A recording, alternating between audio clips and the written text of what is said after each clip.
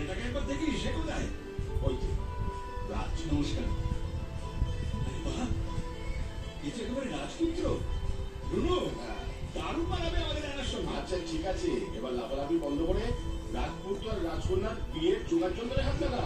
কেনাকাটা, কাঠ পছন্দ করা, নেমন্তন্ন করা, বিয়ে বলে কথা। কার বিয়ে? কার আবার? তোর? আমার? কেউ মাস্ট বি জোকিং। আমি তো বিয়ে করবো না। এসব কি বলছো তুমি? বিয়ে করবি না মানে? তোরা রাজের তো আশীর্বাদ হয়ে গেছে। আশীর্বাদ? গিভ মি আ ব্রেক মম। তুমি মনে হয় ভুলে যাচ্ছ আমি এদেশে বড় হয়েছি। ওসব আশীর্বাদ আমি বিশ্বাস করি না। জানো তুমি কি বলছো? নিজের মুখে বিয়েতে রাজি হয়ে এখন এসব কথা বলছো? আমাদের কথা নয়, ছেড়ে দিলাম। রাজকে ইন্ডিয়া থেকে এত দূরে নিয়ে এসে তুমি ঠকাচ্ছ। কি করে ঠকাতে হয় সেটা তোমাদের থেকেই শিখলাম। তোমরা আমায় ইন্ডিয়া নিয়ে গিয়ে ঠকিয়েছিলে, আর আমি তোমাদের এখানে এসে ঠকিয়েছি। সিম্পল। আমরা যা করেছি তোমার ভালোর জন্য করেছি। এইখানেই তো তোমার সাথে আমার মিল বাবা। তুমি আমার ভালোর জন্য আমায় ঠকিয়েছো, আমিও আমার ভালোর জন্য রাজকে ঠকালাম। কি যাতে বলছিস? রাজকে ঠকিয়ে তোর কি লাভ হয় না? ভগবান তুই অন্যায় ক্ষমা করবেন না। আর তোমরা যে আমায় ঘুরি গালি জোর করে বিয়ে দিচ্ছিলে, সেটা আমি কাকে বিয়ে করবো না করবো সেটা আমি ঠিক করবো না। তোমরা যাকে ভালোবাসো তাকে নয়, আমি এমন কাউকে বিয়ে করবো যাকে আমি ভালোবাসি। আমাদের সামনে দাঁড়িয়ে তোমার ভালোবাসার কথা বলতে লজ্জা করছে না? না বাবা, করছে না। কারণ আমার বিয়ের সিদ্ধান্তটা অ্যাবসলিউটলি আমার। আমি যদি কাউকে বিয়ে করি তাহলে হ্যারিকেই করবো। আমি হ্যারিকে ভালোবাসি, আর আমার ভালোবাসাটা আমার কাছে অনেক বেশি ইম্পর্টেন্ট।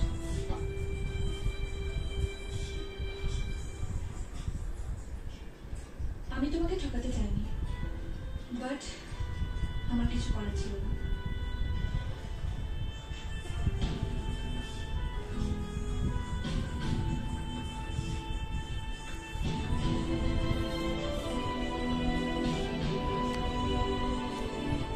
খুব শীঘ্রই পৌঁছে যাবো, ডোন্ট ওয়ারি। Yeah, by. দাঁড়াও, কোথায় যাচ্ছ? হ্যারিকে মিট করতে যাচ্ছি। তোমার খুব সাহস হচ্ছে, তাই না? জেনে শুনে কেন আগুনে ঝাঁপ দিচ্ছিস না? রাজের মতন একটা ভালো ছেলেকে ছেড়ে শেষ পর্যন্ত রাজ যতই ভালো ছেলে হোক মা, তুমি কি করে ভাবলে আমি ওর মতো একটা ইন্ডিয়ান ছেলেকে বিয়ে করে সারা জীবন কলকাতায় বাসন বেজে কাটিয়ে দেবো? তাই না? তা কি করতে চাও তুমি? তুমি কি ভেবেছো হ্যারির মতো একটা লম্পট দুশ্চরিত্র ছেলেকে বিয়ে করে দেবে সুখে হবে? তুমি জানো এর আগেও তিন হ্যারি নামে আর একটাও মিথ্যে কথা বলবে না। কি? আমি মিথ্যে কথা বলছি? হ্যাঁ বলছো। তোমাকে কি করে বিশ্বাস করি বলো তো? তোমরা যে আবার আমাকে ঠকাচ্ছ না, তার কি গ্যারান্টি আছে? না তুই কি আমাদের একটা কথা শুনবি না? পাগল নাকি? তোমাদের কথা শুনলে তো এতদিন ইন্ডিয়াতে ধরে বেঁধে বিয়ে দিয়ে দিচ্ছিলে, আর এতদিনে আমি গরুকে চাপটা দিতে দিতে হাফ ডেড হয়ে গেছে। ভাগ্যিস তারা আমাকে ব্রিলিয়েন্ট আইডিয়াটা দিয়েছিল। দাদা সিট। হ্যাঁ বাবা, তুমি বলতে না দাদা আমার গুরুদেব? ঠিকই বলতে। গুরুদেব না হলে কেউ এরকম দারুণ আইডিয়া দিতে পারে?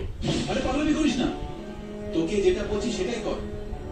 তুই এখন বিয়েতে রাজি হয়ে যায় না, তারপর ছেলেটাকে এই দেশ দেখানোর নাম করে এখানে নিয়ে আয়। একবার এখানে পৌঁছালে তারপর তোকে আর কেউ জোর করতে পারবে না, বুঝেছিস? সিট, তোকে এইসব দাদাকে তো দারুণ বুদ্ধি, তাই না মা? ঠিক বাবার মতন।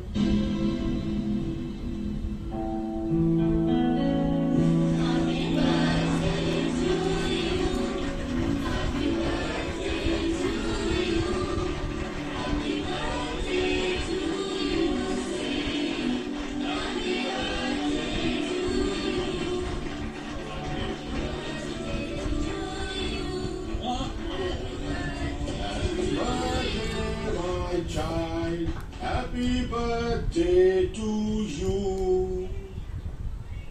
বাহ, যারা জন্ম দিয়েছেন তাদের বাদ দিয়ে জন্মদিন পালন করছো, চমৎকার।